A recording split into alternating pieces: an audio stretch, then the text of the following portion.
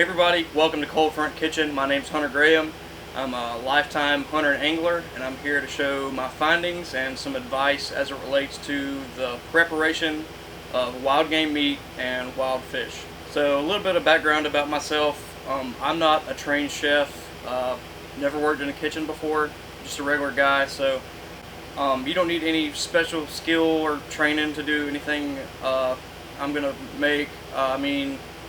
I'm not be making, fancy French cuisine. I'm not trying to, do something, unattainable by the average person with these recipes. It's going to be using common ingredients, stuff you can get at any grocery store, common kitchen equipment, and I really want to just kind of simplify some of, the wild game cooking. Some people get a little overwhelmed with cooking wild game meat, because they're worried about overcooking it, or they're worried about it being gamey, and I just kind of want to dispel some of the myths about the cooking wild game and show you how easy it is to prepare really good food with meat that you've harvested yourself. So the first recipe that I'll be doing is a Carne Asada style street taco. I usually use venison with this, but you can use any red meat. Today I'll be using Tundra Swan breast. It's a simple marinade, and I'm going to be showing you how to make homemade corn tortillas, but store-bought tortillas will be completely fine with this recipe. I'd use store-bought tortillas all the time. So here it is. This is the first video. Hope you enjoy the recipe. Hope you learn a couple things. Let me know how you like it in the comments. Okay, so for the corn tortillas, we're going to be using corn masa flour. You should be able to pick this up at any grocery store, really. And you're also going to need a medium-sized mixing bowl. You're going to need a little bit of salt, and you're going to need some room temperature water. So for this, you can pretty much follow the recipe that's on the masa flour bag. You can follow that to a T. Now, the only thing I add is the salt. So I'm going to be doing a half recipe, which is going to make about 6 or 7 tortillas. And I like to measure mine out on the scale. I'm going to go for 120 grams, but this is just 1 cup of the flour.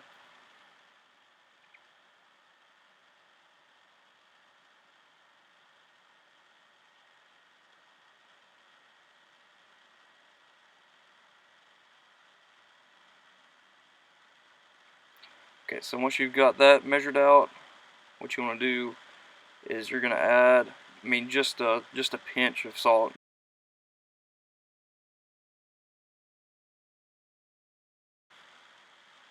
And you're also going to add 3/4 cup of room temperature water.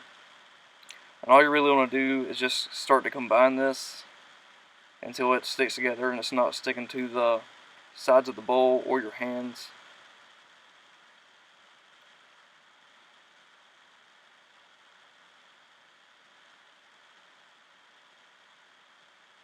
Okay, and once you're to this point, you can start to knead the tortilla dough, and it's going to take maybe 2 or 3 minutes to get everything combined and for the flour to start hydrating. So once you've got it all nice and combined, you're going to roll it out into a ball and let it rest. But just for the purpose of the video, I'm going to show you just kind of like the texture you're going to need. It's about like that right there.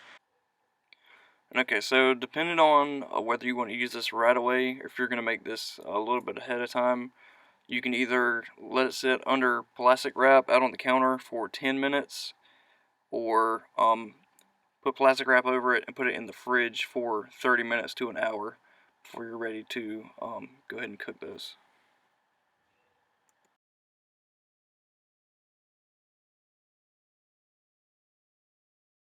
Alright, for our toppings for the street tacos, pretty simple, pretty standard: fresh lime, white onion, cilantro. So lime, I'm just going to go in half around the equator. I'm just going to cut those into quarters, makes a nice little chunk you can use to squeeze on top of the tacos.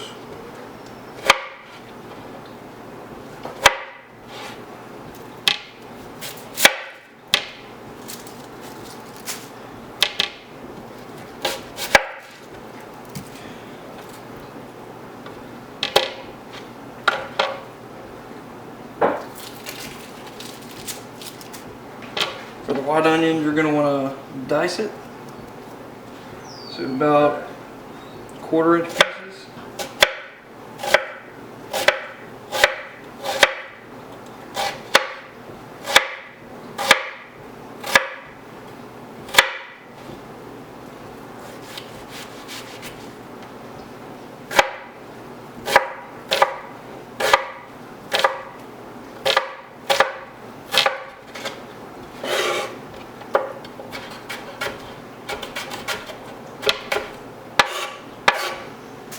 Cilantro.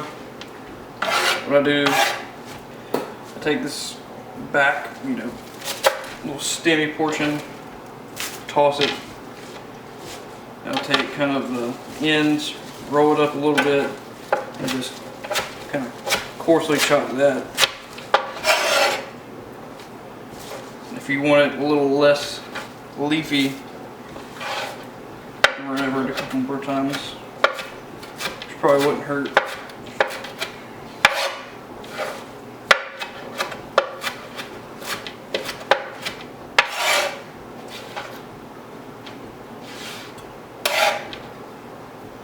And that's pretty much it. You put on a little queso fresco, cotija cheese, and do a little hot sauce. And that's pretty much it. Alright, so plot twist. I'm actually going to do a little charred pineapple to go on this too. And to be honest, never done this before, so we're just gonna roll with it. And go top off, bottom off. I'm gonna square this up too.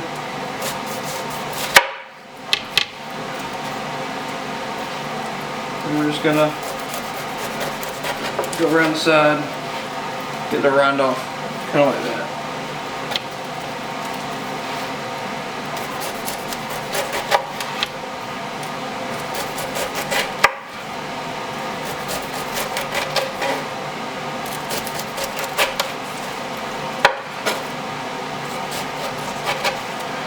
Okay, so we got your pineapple here, cleaned up a little bit. So now we're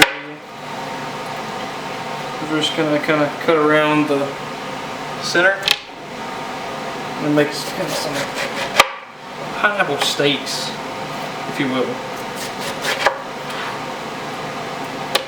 We're gonna use probably one of these.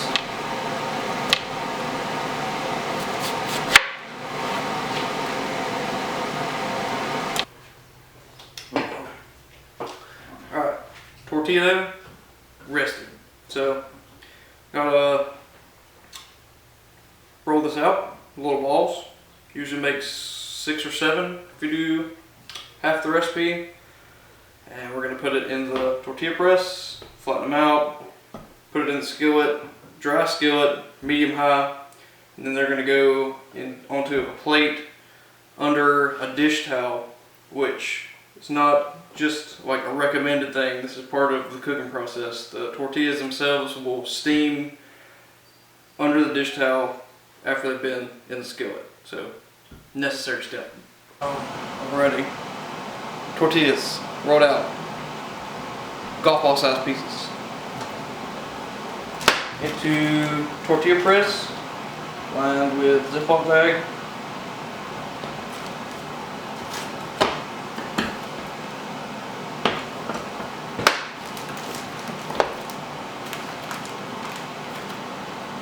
What you want, yay big, medium high skillet.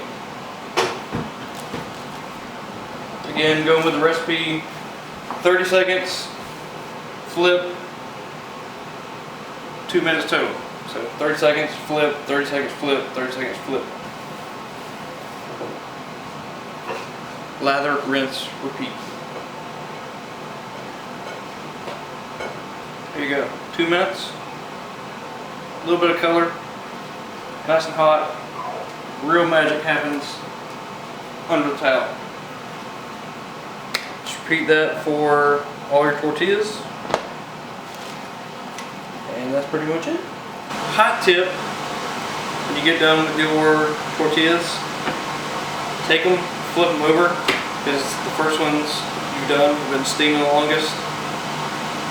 and it'll be a little bit more cooked on the inside. So go ahead and flip those, and the ones on the bottom will go ahead and steam a little more on their own, and that way they'll be a little more consistent all the way through the tortillas while you're cooking your other stuff.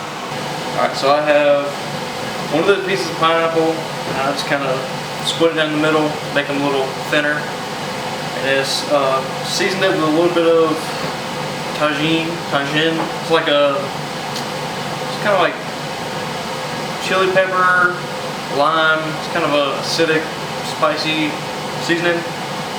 We're gonna try dry pan, medium heat, and we just want to get a little bit of color on this.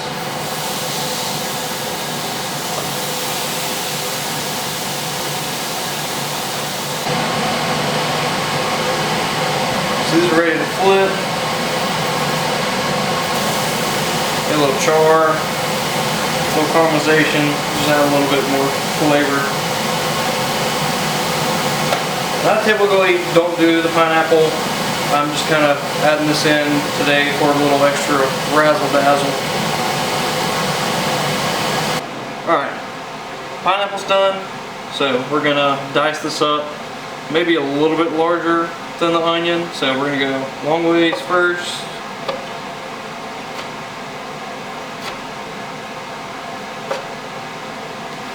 Just get a little dice on it.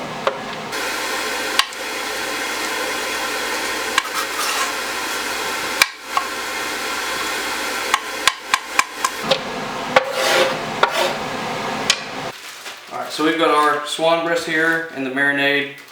This is just one side of the breast. Cut it, I believe 3 times to where it's half an inch thick or so.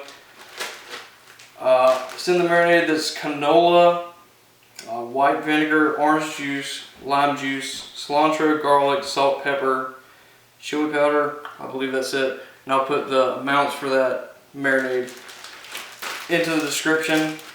And we're going to put this in a medium-high skillet. We definitely don't want to overcook this. Waterfowl, if you've ever tried to cook yourself and you try to cook it to medium well, it's not good. It tastes like liver, it's tough. So we want to get a good hard sear on the outside of this and get it to about medium rare. Alright, so pan's hot. We've had our meat out for at least 20 minutes to temper, so it comes to room temperature. You want to do that with really anything. So we're going to take it out of the bag. I'm going to squeeze off the excess liquid, excess garlic, and the cilantro that's going to be on the meat. And typically I would put a little extra canola in the pan, but I put a little too much in the marinade, so I'm just going to put the slices themselves in the pan, just in the dry pan. And you don't want to overcrowd the pan, because you don't want the liquid to build up around the meat and just wind up boiling it. So you may have to do this 2 or 3 pieces at a time, depending on the size of your skillet.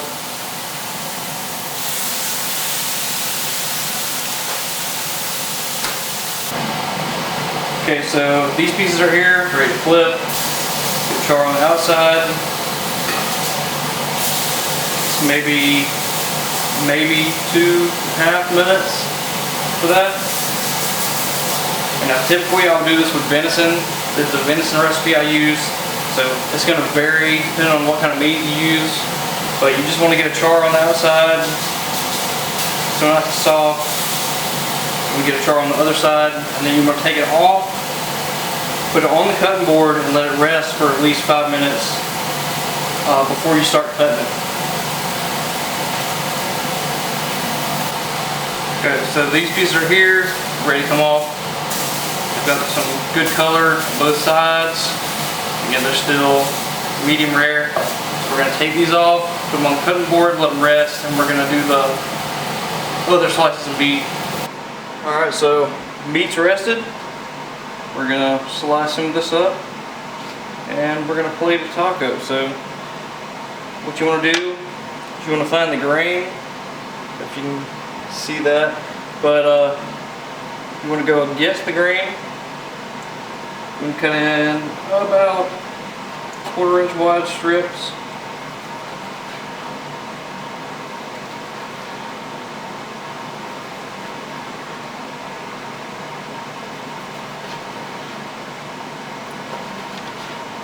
But I like to do them in half this way. But that's perfect. Medium rare, nice and tender. I know waterfowl gets a bad rap, basically from people who don't cook it right, but that's about as tender as it gets. So we're gonna slice up this other breast right here, and we're gonna fillet the taco.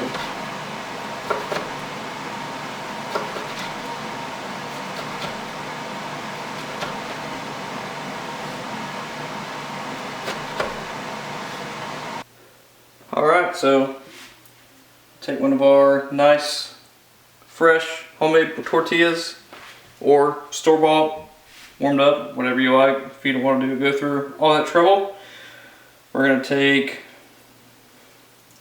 a little bit of our swan breast, or venison, if you don't have Tundra Swan handy.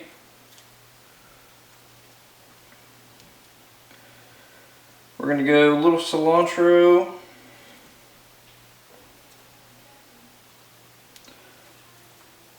a little bit of diced white onion, a little bit of our pineapple,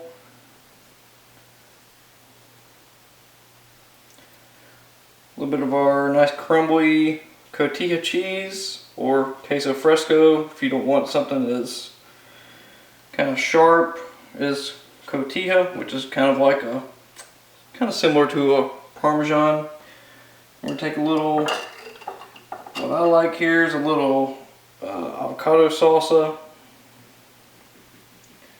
Put a little of that over.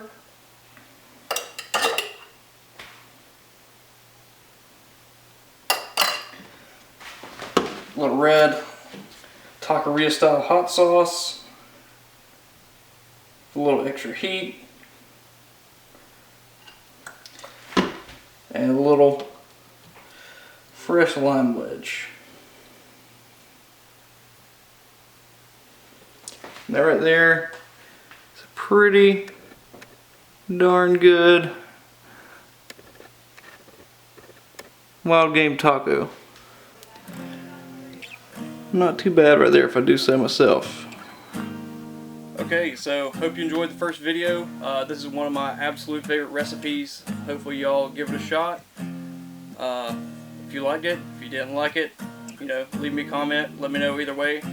If you want to see more like this, like the video, subscribe to my channel, and we'll see you for the next one.